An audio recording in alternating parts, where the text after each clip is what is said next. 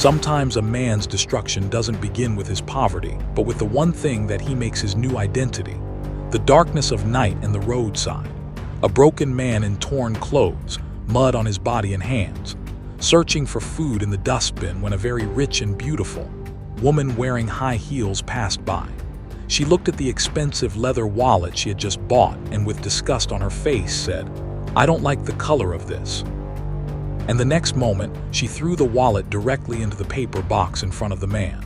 Inside the wallet was a shiny new. The man's eyes lit up. He felt as if fate had smiled on him for the first time. The very next day, he took the money and bought a cheap music, but clean suit, just so he could keep the expensive wallet in a respectable pocket. But now sleeping under the bridge seemed dirty to him. He was afraid that his new identity would be ruined, so he took out a high-interest loan and rented an expensive flat. Then he felt ashamed to walk barefoot on that soft carpet, so he bought expensive. He bought a gold watch. He rented a luxury car.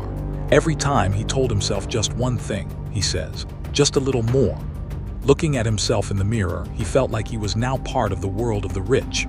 But just 3 months later, the door was kicked down. Debt collectors stormed in. They broke both his legs and picked him up like garbage and threw him under the same old bridge. He lay in the mud, covered in blood. But his hands still clutched tightly to that expensive leather wallet.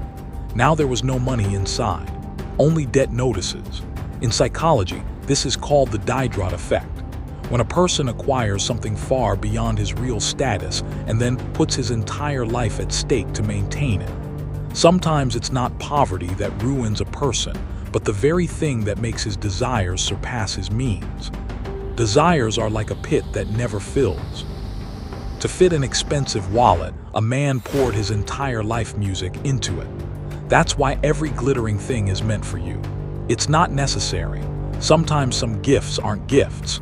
They're just a slow, creeping ruin.